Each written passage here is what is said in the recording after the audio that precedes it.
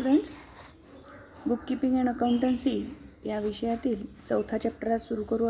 Ledger यामध्ये आपल्याला meaning, definition, importance, specimen काढून बघायचं आहे की लेजर कसं असतं आणि त्यामध्ये पोस्टिंग कशी करायची. जर्नल नावाचं जे बुक आपण शिकलो आहे त्या जर्नलमधून कशी पोस्टिंग करायची किंवा सबसिडायरी बुक्स म्हणजे सहाय्यक बुक्स ज्याला म्हणतात त्याच्यामधून सुद्धा पोस्टिंग कशी करायची हे सगळं इथे आपल्याला शिकायचं आणि त्याचं बॅलन्सिंग कसं करायचं. तर बघा, बुक्स ऑफ अकाउंट्समध्ये आपण एक स्टार्टिंग करू या चॅप्टरची की बुक्स ऑफ अकाउंट्समध्ये 2 प्रकार दिलेले आहेत. तुमच्या स्क्रीनवर तुम्हाला दिसत असेल, जर्नल ऑर सबसिडायरी बुक्स. यांना प्रायमरी बुक्स म्हणतात. म्हणजे सगळ्यात प्रायमरी एंट्री आपण या 2 टाईपच्या बुक्समध्ये आपण करत असतो, जर्नल किंवा सबसिडायरी बुक्स. आणि दुसरा प्रकार आहे लेजर. हे फायनल बुक ऑफ अकाउंट्स आहे. याच्यामध्ये आपण फायनल एंट्री करत असतो. ती कुठून येते? जर्नलमधूनच लेजरमध्ये ती ट्रान्सफर होत असते. So at the end of particular period, if we want to know what is the total amount spent on particular type of expense or what is the amount payable to particular person or party, these types of questions cannot be answered easily through journal. So to overcome these limitations of journal we need ledger. काय अर्थ आहे या वाक्याचा? हे बघा, इथे या पॅरेग्राफमध्ये तुम्हाला हे वाक्य दिसेल की कोणत्याही एका पर्टिक्युलर पिरियडच्या एंडला, म्हणजे जसं आता वर्ष आपण ठरवतो, आपलं फायनान्शियल इयर असतं जे 1 एप्रिल ते 31 मार्चपर्यंत असतं. म्हणजे 1 एप्रिलपासून आपलं फायनान्शियल इयर बिझनेसमॅन लोकांचं सुरू होतं, न्यू इयर, आणि ते 31 मार्चला त्यांना सगळा हिशोब कंप्लीट करून त्या वर्षाचा हिशोब क्लोज करावा लागतो. मग परत 31 मार्च नंतरचा जो 1 एप्रिल आला त्यावेळी त्यांचं न्यू इयर सुरू होतं. तर अशा पर्टिक्युलर कोणत्याही पिरियडमध्ये किंवा कोणत्याही मागच्या 6 महिन्यामध्ये असं जर समजायचं, कोणत्या पर्टिक्युलर पिरियडमध्ये टोटल अमाऊंट ऑफ एक्सपेन्सेस किती झाले एखाद्या पर्टिक्युलर एक्सपेन्सेस, जसं सॅलरी. आपल्या हाताखाली लोकांना आपण सॅलरी देतो. मग मागच्या 6 महिन्यात किंवा मागच्या वर्षभरात आपण टोटल किती सॅलरी दिलेली आहे असं जर आपल्याला हवं असेल तर आपण ते असे जे क्वेश्चन्स असतात त्याचे आपण आन्सर्स जर्नलच्या मदतीने नाही देऊ शकत.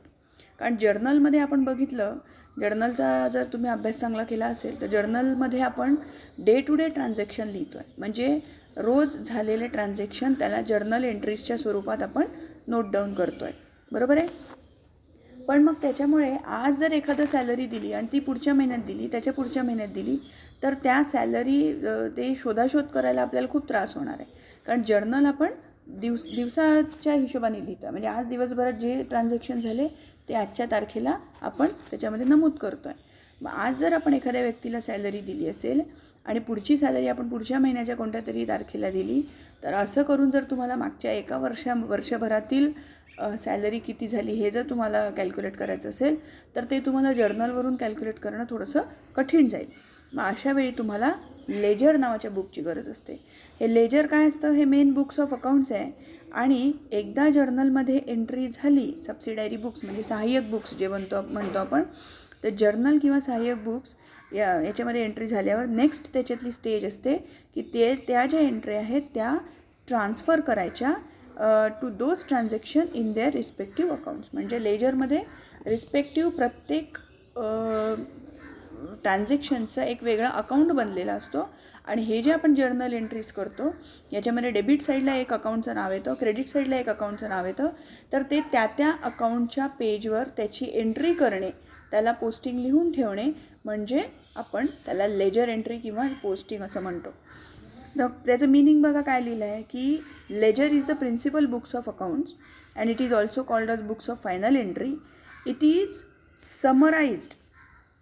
इथे बघा लिहिलं आहे, it is summarised record which contains all accounts, for example assets accounts, liabilities accounts, capital account, revenues account, expenses account, etc. म्हणजे प्रत्येक प्रकारचा अकाउंट आपण लेजरमध्ये त्याचं एक पेज बनलेलं असतं आणि त्या पेजवर त्या अकाउंटशी रिलेटेड आपल्याला सगळ्या पोस्टिंग करायच्या असतात. त्या कशा करायच्या आपण पुढे बघणार आहे. आता बघा, इथे तुम्हाला हे जे सगळं लिहून घ्यायचं आहे की हे लेजरची व्याख्या आहे की a ledger is a account may be defined as summary statement of all the transactions related to persons, assets, expenses or income which have taken place during a given period to time and shows their net effect.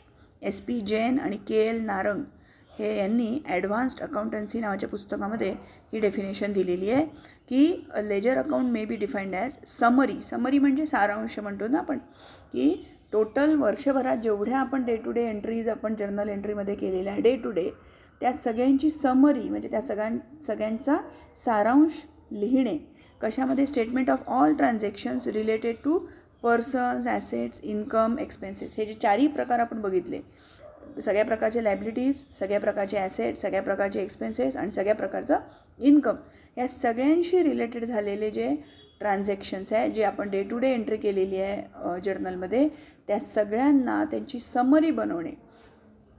म्हणजे salary आपण समजा मग वेगवेगळ्या तारखांना वेगवेगळ्या दिवसांना दिलेली असेल तर त्या सगळ्यांची एकत्र समरी सॅलरी अकाउंटमध्ये दिसेल तुम्हाला की एकंदर टोटल मागच्या वर्षभरात आपण किती सॅलरी दिली आहे. तसंच एखादा कोणता अजून खर्च असेल तो किती केलेला आहे किंवा लायबिलिटी किती जमा झाली, ॲसेट्स किती जमा झाली. तर अशा प्रकारचं जे समरी बनवण्याचं काम आहे त्याला आपण लेजर एंट्री म्हणतो किंवा पोस्टिंग म्हणतो. तर ही पहिली डेफिनेशन तुम्हाला तुमच्या पुस्तकात लिहून घ्यायची आहे. कंटेंट्स ऑफ लेजर बघूया. कंटेंट्स ऑफ लेजर म्हणजे लेजर जे अकाउंट आहे त्याच्यामध्ये काय असतं. तर सगळ्यात पहिले डेट असतं, पर्टिक्युलर्स. याच्यामध्ये आपण बघा पहिले स्पेसिमन बघून घेऊ म्हणजे तुमच्या लक्षात येईल. हे स्पेसिमन तुम्हाला तुमच्या बुकमध्ये काढून घ्यायचं आहे. Specimen of the ledger in T form is given below. तर बघा हे टी फॉर्मचं आपल्याला करायचं आहे की इन द बुक्स ऑफ, कोणाच्या बुक्समध्ये आपण याची हे सगळं बघतो आहे म्हणजे आपल्या संस्थेचं नाव किंवा आपल्या त्या पर्सनचं नाव इथे येणार. इन द बुक्स ऑफच्या तिथे रिकामी जागा जी आहे ते. नेम ऑफ द अकाउंट, समजा आपण फॉर एक्झाम्पल म्हटलं सॅलरी अकाउंट म्हणजे वर्षभरातल्या सगळ्या सॅलरीजचं समरी आपण इथे लिहिणार आहे असा त्याचा अर्थ होतो.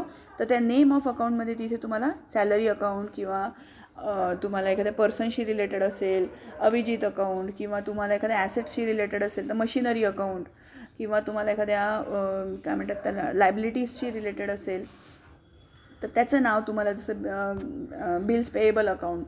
तर अशा पद्धतीचे अकाउंटचे नावं तुम्हाला तिथे लिहायचे आहेत.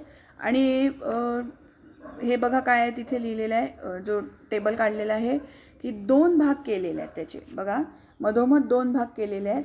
एक साईड लेफ्ट साईड आहे, एक साईड राईट साईड. लेफ्ट साईडला बघा सेम कॉलम तेच राईट साईडला बनवलेले आहेत. वरती बघा तिथे डेबिट लिहिलेलं आहे. हे बघा तुम्हाला इथे दिसतं आहे डेबिट. मी डेबिट साईडला कोणते कोणते अकाउंट कॉलम बनवले आहे तर पहिले बनवलं आहे डेटचं, मग पर्टिक्युलर्सचं, मग जे एफ म्हणजे जर्नल फोलिओ म्हणजे जर्नलमध्ये या एंट्रीची जे पान नंबर असेल पेज नंबर असेल ते आपण तिथे लिहिणार. आणि मग नंतर अमाऊंट.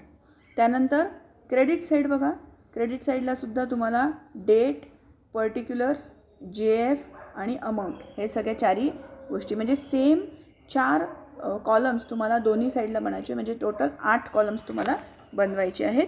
त्याचे कॉलम्स तुम्हाला हे बनवून घ्यायचे आहेत. त्यानंतर specimen of statement form. Statement फॉर्ममध्ये कसं लिहायचं तर स्टेटमेंट फॉर्ममध्ये बघा इथे डेट, पर्टिक्युलर्स, JF म्हणजे journal folio, debit amount, credit amount, balance, initial आणि रिमार्क. तर अशा प्रकारचे हे कॉलम्स बनतात. जनरली हे जे वरचा प्रकार जो आपण बघितला त्या प्रकारामध्ये अकाउंट नेहमी बनलेलं असतं की पेजचे 2 भाग करायचे. एक भाग डेबिट अमाऊंट त्याच्यात 4 कॉलम आणि एक भाग क्रेडिट अमाऊंट त्याच्यात 4 कॉलम्स. तर अशा पद्धतीने तुम्हाला ते बनवून घ्यायचं आहे. आता बघा तुम्हाला एखादं गणित आपण घेऊया त्याच्या पद्धतीने तुमच्या लक्षात येईल की ते कसं करायचं. बघा illustration number 1. The above process of recording transactions can be studied with the help of following examples. बघा तुम्हाला स्क्रीनवर प्रॉब्लेम नंबर 1 दिसतं आहे ते आपण वाचू की जे खाली तुम्हाला ट्रान्झॅक्शन्स दिलेले आहेत त्याच्यावरून तुम्हाला जर्नल एंट्री आणि त्याच्यानंतर पोस्टिंग करायची आहे. पहिलं बघा बॅलन्स ऑफ कॅश ऑन 1 जानेवारी 2018 ₹15,000.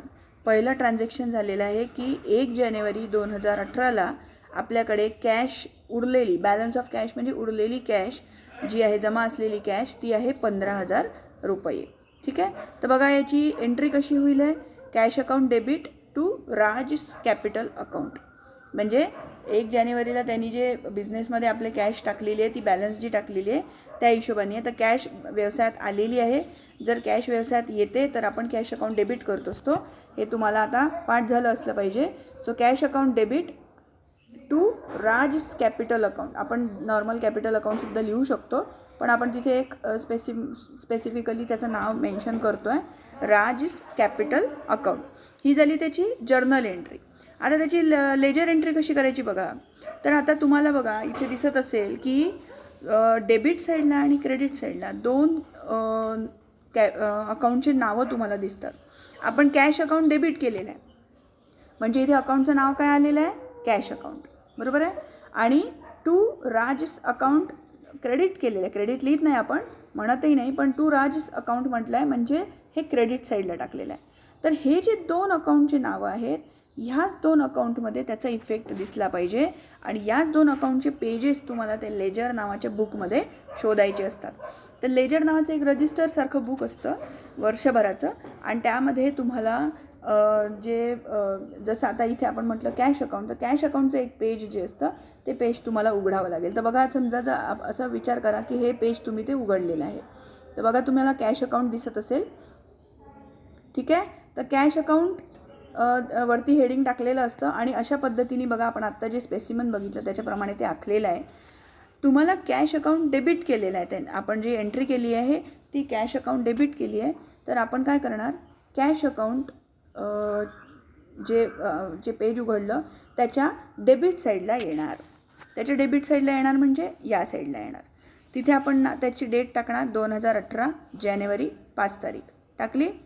आणि तिथे आपण लिहिणार टू बॅलन्स ब्रॉट डाऊन. काय लिहिणार, टू बॅलन्स ब्रॉट डाऊन. किती बॅलन्स आहे म्हणतात ते, 15,000 बॅलन्स आहे, बरोबर आहे. तर 15,000 तिथे आपण त्याची एंट्री इथे केलेली आहे.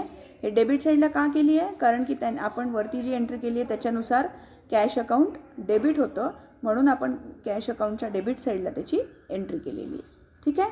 दुसरी एंट्री कुठे येईल याची, ती येईल राज अकाउंटमध्ये. त्याच्यासाठी आपल्याला दुसरं बघावं लागेल की on 5 January 2018 Raj invested 10,000 in the business. म्हणजे 5 जानेवारीला राजनी काय केलं, त्या 15,000मधून 10,000 इन्व्हेस्ट केले बिझनेसमध्ये, म्हणजे कॅपिटल म्हणून यूज केले. तर त्या 10,000ची एंट्री आपण इथे केलेली आहे बघा, 10,000.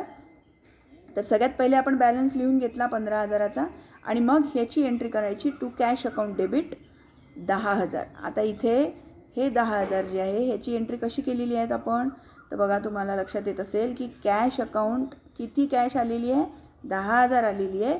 आणि कोणी काय म्हणून आलेली आहे ती, तर राज कॅपिटल अकाउंट. म्हणजे कॅश अकाउंटच्या खाली जे नाव तुम्हाला दिसतं, जे डेबिट साईडला आहे त्याच्या क्रेडिट साईडला जे नाव दिसतं त्या अकाउंटच्या नावाची एंट्री तुम्हाला तिथे करावी लागते.